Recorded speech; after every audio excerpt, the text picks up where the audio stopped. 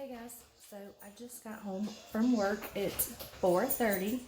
Robert is going to be going to dinner with the other coaches. They're having like a little coaches meeting tonight to figure out, I guess, where they want to put each kid and see, what works best for what positions and stuff. So me and Brantley are going to figure out dinner ourselves. I think I want some Chinese food. I'm going to want some Chinese food.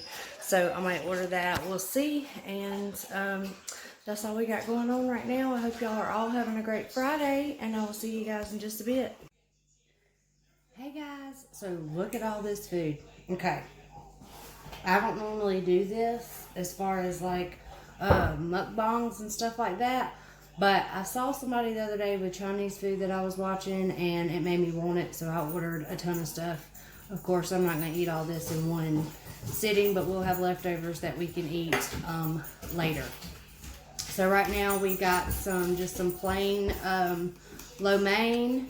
We've got sesame chicken and rice. We've got cream cheese wontons, egg roll, and fried dumplings, and then of course the sauce for the cream cheese wontons. And so I figured Robert's gone and Brantley's in there eating his food, that I would sit in here and eat and just talk with you guys. I know everybody doesn't like videos like this, but I had nothing else recorded, got off work late, and then I had to go run a few errands, and then I was like, let me get this food, and I'll just sit here and talk with you guys while I eat. So first, I'm going to say my blessing. Thank you, Lord, for blessing us with this food. In Jesus' name we pray. Amen. And if the camera keeps shaking, it's because Jazzy is wandering around right here and hitting the table.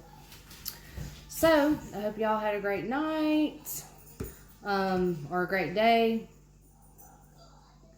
Here is some pork fried rice.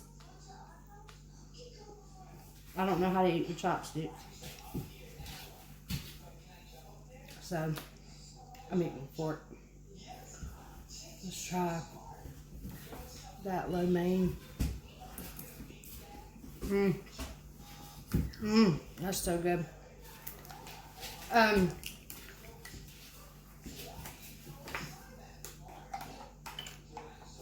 So, thinking about talking to y'all a little bit about like my childhood and stuff. Of course it wouldn't fit in one whole video. But maybe breaking it up a little bit, just telling y'all a little bit about me growing up. Alright, sorry.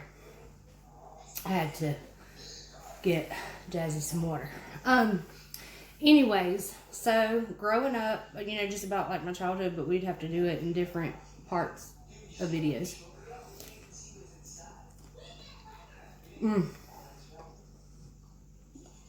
I love these fried dumplings.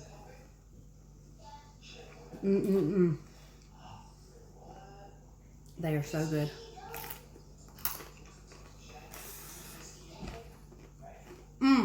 I forgot to get a napkin.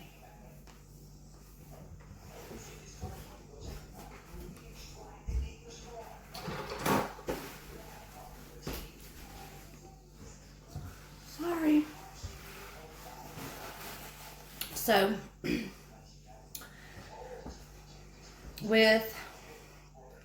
let's see, growing up, I had a really good childhood. We lived in a really small little house, kind of like one I live in. But we didn't have any like central heat and air. We had a window unit in my parents' bedroom window.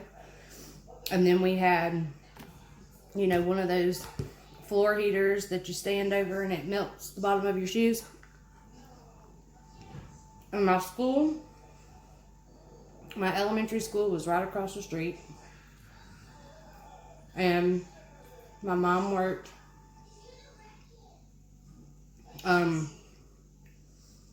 for a hospital that admitted, like, you know, people that had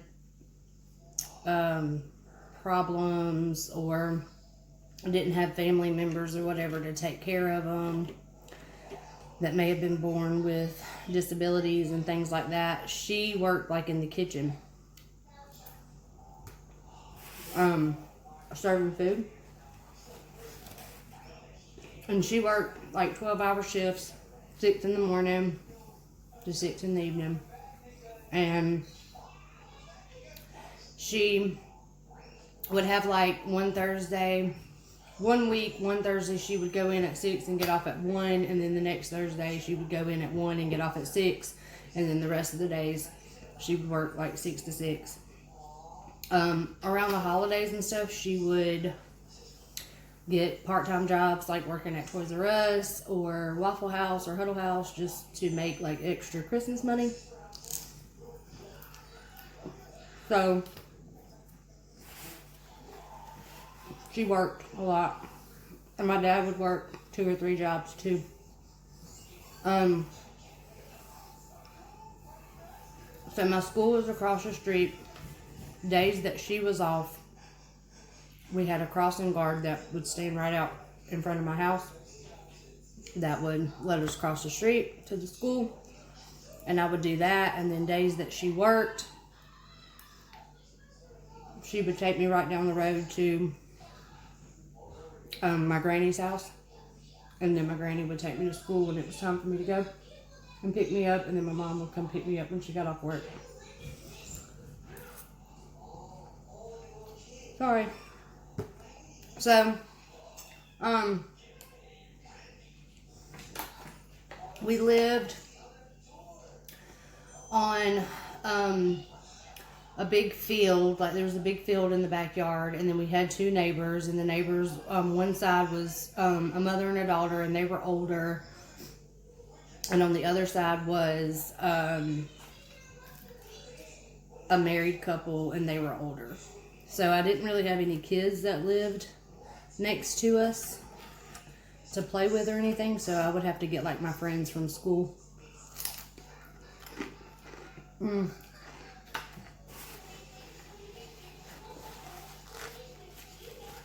I love cream cheese wontons. I would have to get my friends from school to come over and spend the night. When I got a little older, I would go spend the night with them, but at first my mama was so overprotective, she wouldn't let me go spend the night off.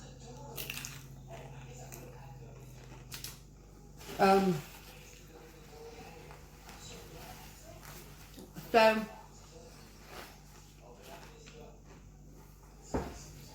we lived there in that little house till I was about 10 or 11, and then we moved. We lived in Georgia, and then we moved to Carolina. But before all that, while we were still in that house, there was like a little creek out in the field. My mom loved working in the yard, so she always kept the yards, the grass cut, and she push mowed everything and would plant her flowers and stuff.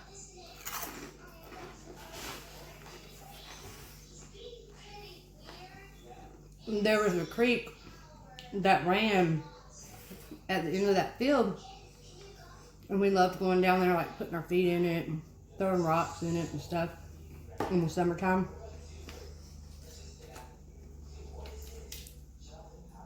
It was fun.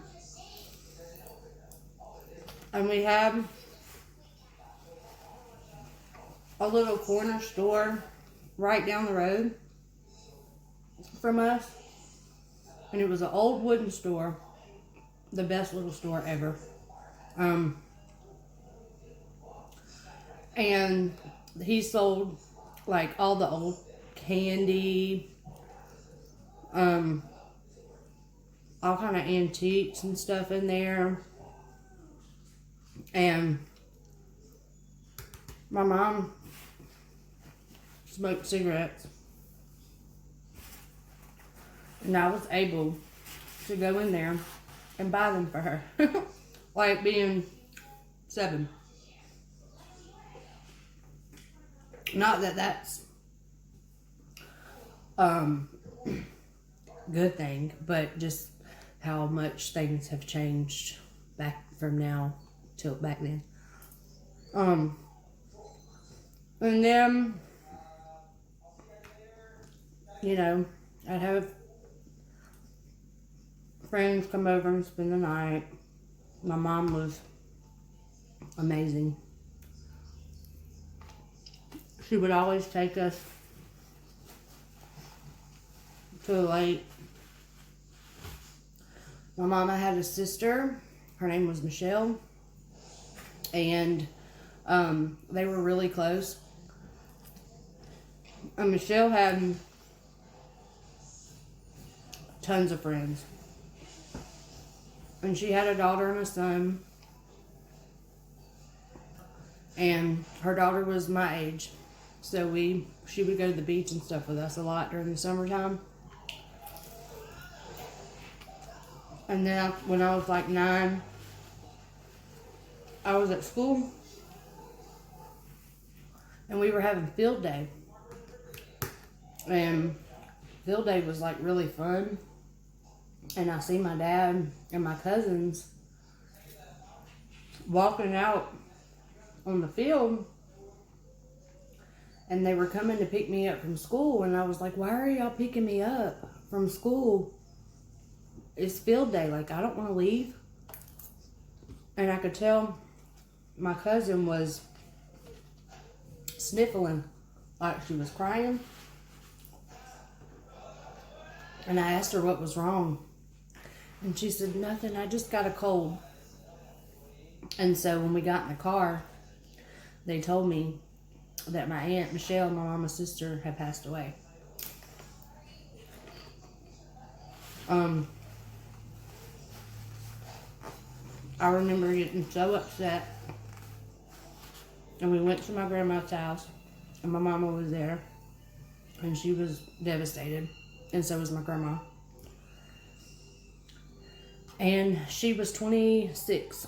This was back in 1994. She was sitting on the couch and fell over and died. And nobody was there. Her kids,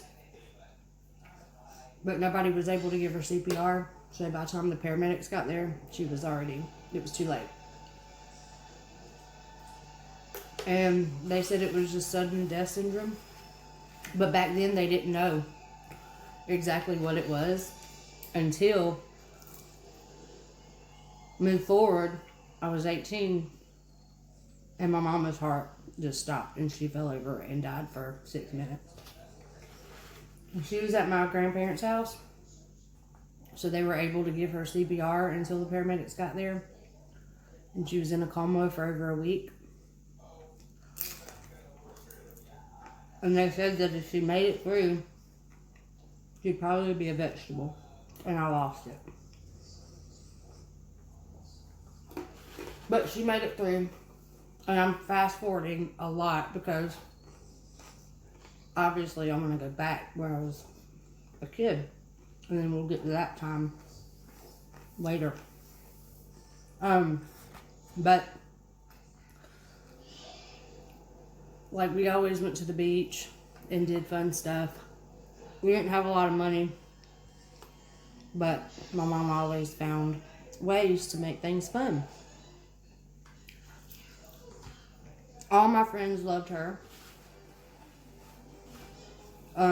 Everybody did. She was just great. We were very close.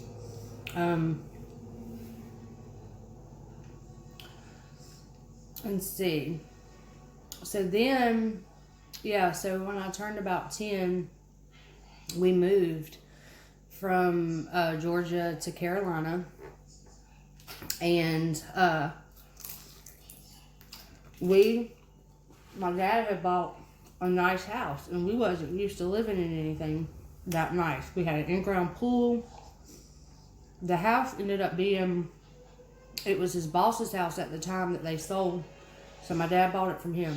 Now we were in a very small 2-bedroom house with no central heat and air to a 4-bedroom house, 2 baths, bigger house, a neighborhood, an in-ground pool. And I absolutely loved it. And then maybe a year or 2 went by, and then my parents decided that they were getting a divorce. So, my dad left. Me and her stayed there. And then she met somebody and decided to move in with him, but she was not the best person that she needed to be with, let's just say.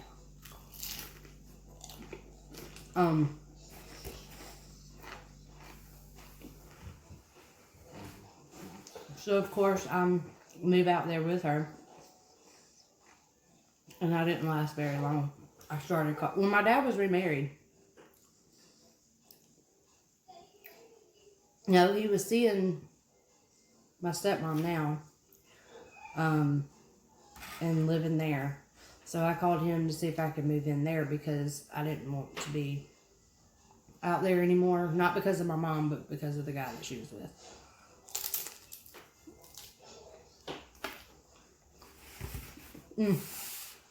I love those cream cheese wontons. But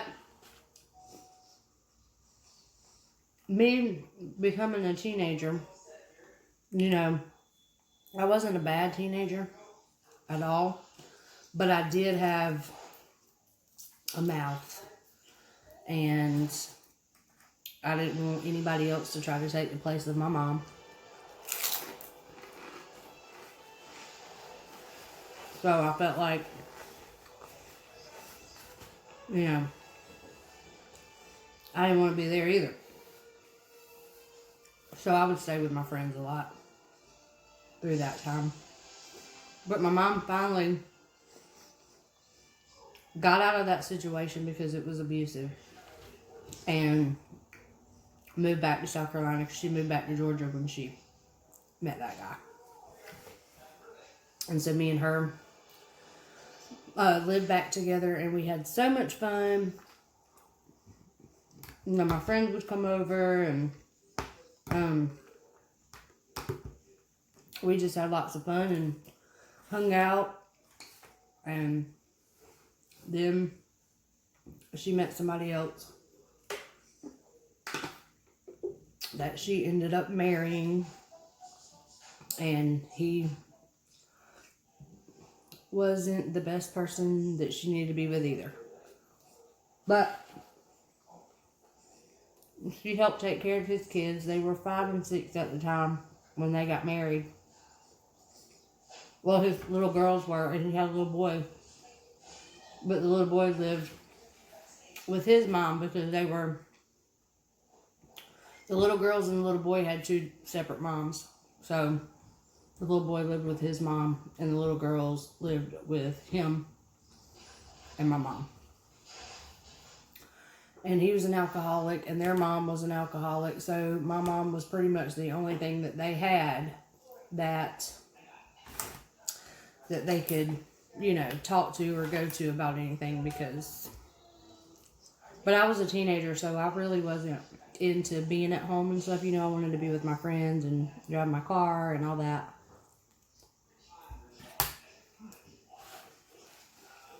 But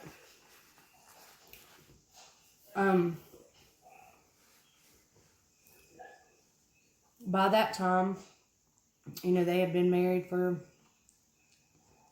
a good while, maybe 5 years. And that's about when I turned 18. I mean, I know that, like, that's not all that happened in my life, but I'd have to go back and make videos on, like, little stories and stuff. But That's when I turned 18. I had been in a previous relationship other than Robert as a teenager up until I was 18, and that ended up being a bad relationship as well. So I was finally glad to get out of that. And then my mom had that happen with her heart and was in the hospital in a coma for a week. They said if she made it out of it that she would be a vegetable. And she did, but when she woke up, she thought, she kept calling me Michelle, which was her sister who had passed away. And I kept saying, I'm not Michelle, I'm Tabitha, I'm your daughter. Finally, she came to, and she had a pacemaker and a defibrillator put in. She was in the hospital for about a month, and after that, she was doing good. She was doing real good. Went back to work, everything. Hold on 1 second, y'all. All right, sorry guys. So, it was just like back to regular life or whatever. I was just so thankful that my mama was okay. Also, I was really close to my grandma. Like, there's just so much stuff I'd have to tell you about my grandmas and stuff like that. But just trying to give you an idea of growing up and how things were. But finally, she was okay. And then,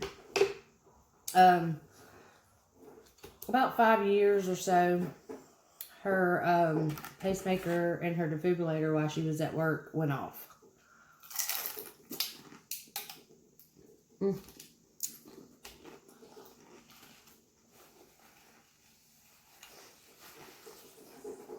I had it all over my nose.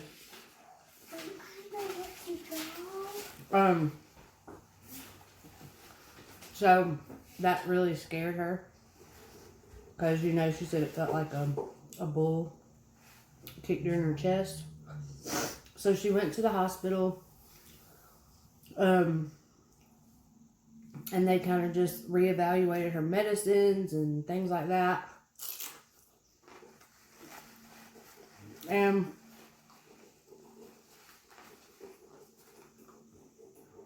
she would pay for one medicine, and then a month later it would go off again.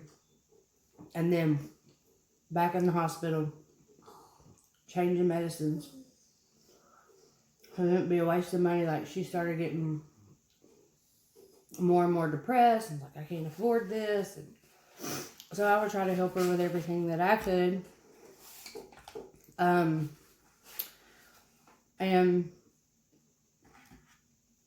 she was still working, and I would get to I'm like, Mom, I'm like terrified of you driving or going, because like at her work she would do the truck sometimes, where they would put all the food trays and everything on the truck and then drive that big old truck to different little sections around the hospital or whatever to deliver it. And so she would have to drive that truck and then pull all the trays and everything out on those big old the silver things that would hold all the trays or whatever, the racks, pull them out of the truck. And so, I started fearing, like, what if something happens, like, while you're driving that truck or driving your car or something. And I thank God that none of that ever happened while she was driving or anything. But so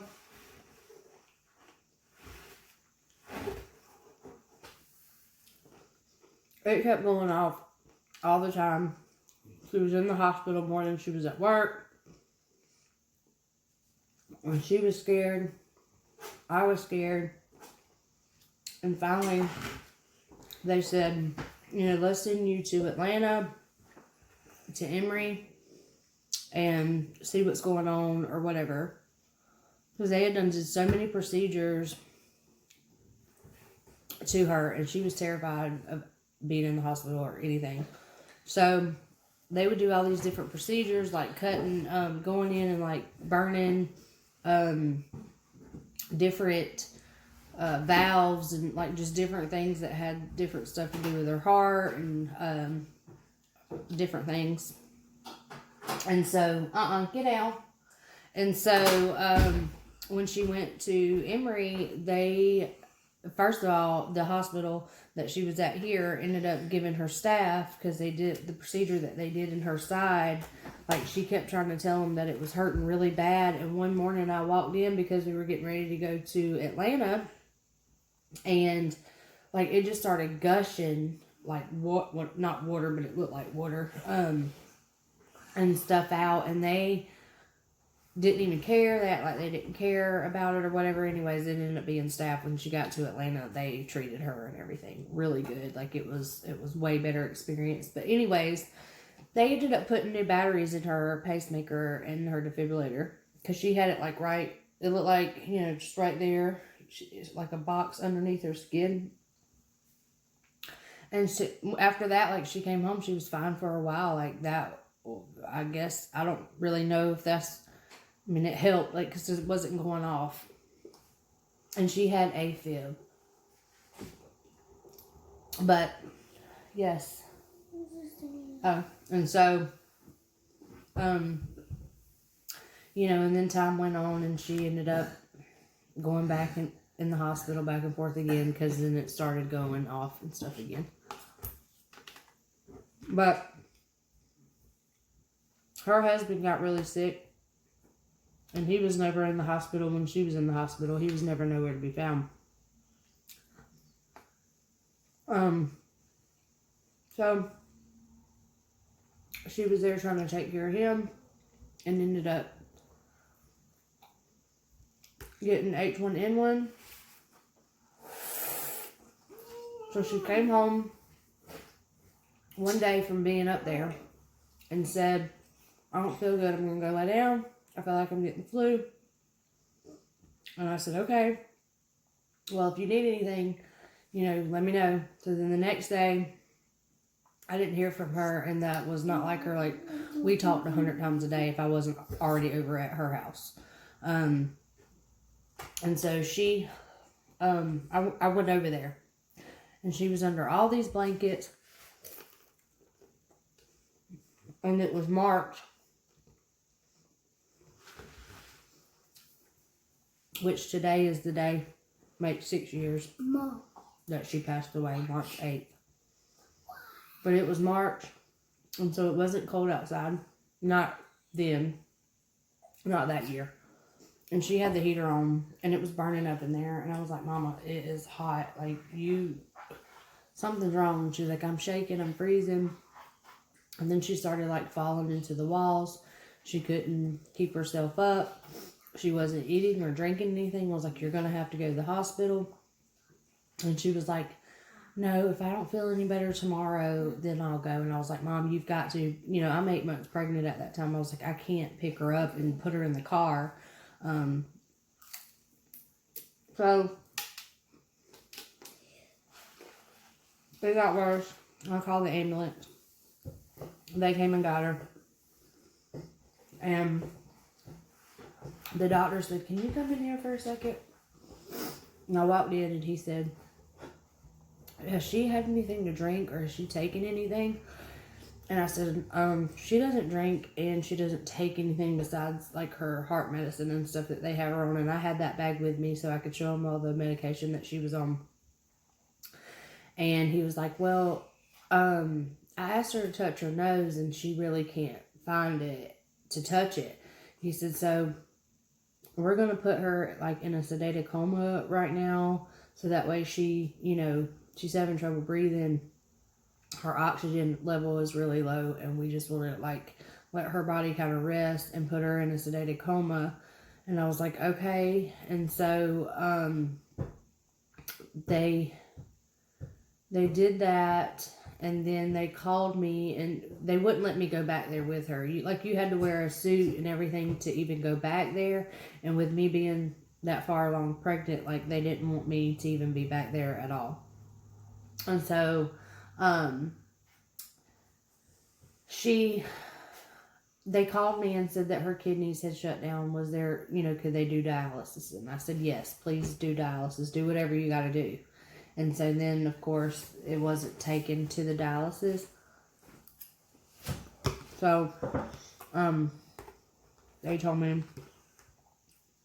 that nothing was working and that she was already septic, that I needed to make a decision. And that was the hardest day of my life because I prayed and I prayed and I prayed. What, baby? You want to try one? Dip a noodle into there. Okay.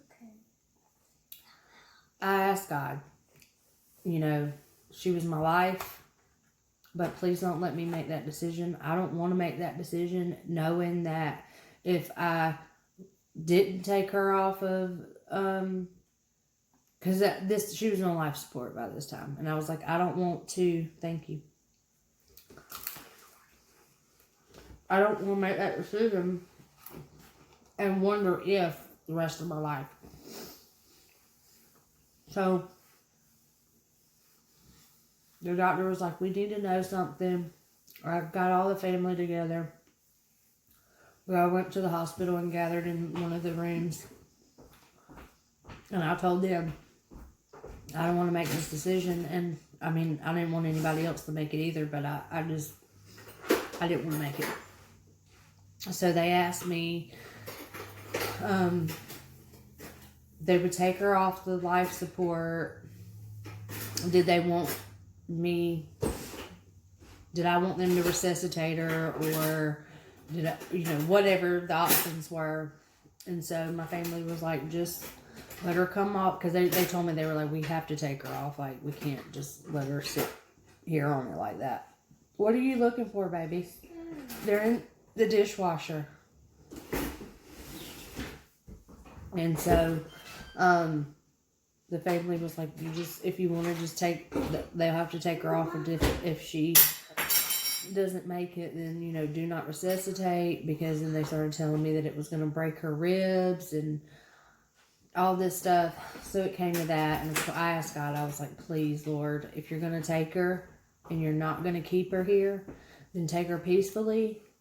But if you're going to keep her here, please heal her, and don't make me make this decision, because I can't make it.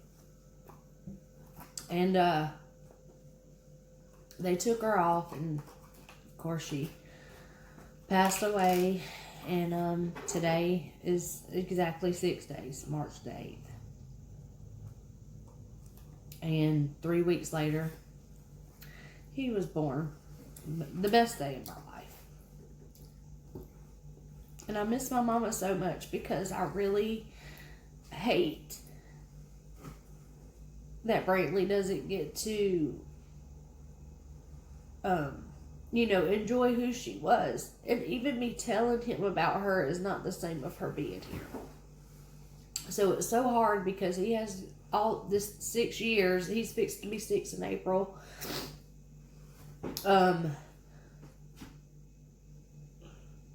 Just not being able to go over there and spend time with her, and all the things that she did with me, and how close me and her were when I was growing up. Like, he doesn't get to experience that. And I just try to be the best mom that I can for him, the way she was for me. But I just really wish that, I had my mama here to call her and say, hey, I need you to do this, or whatever the case may be. She was so excited when she found out that I was pregnant. She was so excited that she wanted me to have a little girl. She's like, I just want to do her hair and stuff. But when she found out that I was a boy, that you were a boy, she was excited too. And she found clothes and stuff for you. Boys can do a hair bang, like slide and a mohawk. Mm-hmm. Girls can do a lot more stuff than boy hair. Yeah. But she would have loved you so much. So much, Brantley. Like, you would have been everything to her. Like you are to me. And that's what kills me the most. Like, I know she's in a better place and she don't have to live in the hospital like she did. Because literally, y'all, she lived in the hospital. She stayed in the hospital more than she was at home. And I'm glad she doesn't have to go through that anymore. I'm glad she doesn't have to deal with the depression and the anxiety. And I'm glad she doesn't have to deal with the husband that she was married to, who now is stayed in and out of jail, and now he's in a rehabilitation center somewhere. And I don't know. I'm just glad that she doesn't have to go through that anymore. But she had the biggest heart. And her dad also, so they found out that her sister had passed away from the same thing. Just their heart just stopped. And her dad did too, their dad at 28. So when my mom's heart stopped the first time, she was 39. So once I reached past the 26 and the 28 mark, because I was scared. Now I'm like thinking about 39. The same age my mama was. But I know this video is 35 minutes long. And I wanted to be able to upload a little bit of something for y'all. And I hope y'all enjoyed this. I'm going to cut it off here. I hope y'all enjoyed this. I will do lots more of these. I'm going to individually do different stories. It's okay. I'm going to do different stories, different videos of different things of growing up. Don't put that back in there. Yeah. Different things, you know, growing up as far as like my grandparents, or just, you know, just different things, like break it up into little stories for y'all. But that's just a little bit about like me growing up and a little bit about my mom. I mean, because there's tons more, of course. But I wanted to jump on here tonight and share that with you guys. I hope you enjoyed it. And I will talk to you guys in just a bit. Alright guys, I'm going to end it here tonight. Me and Brantley's going to go watch a movie. And we'll see you guys tomorrow. Y'all enjoy y'all's Friday night. And y'all make sure you subscribe and give a thumbs up. We'll see you guys later. Bye.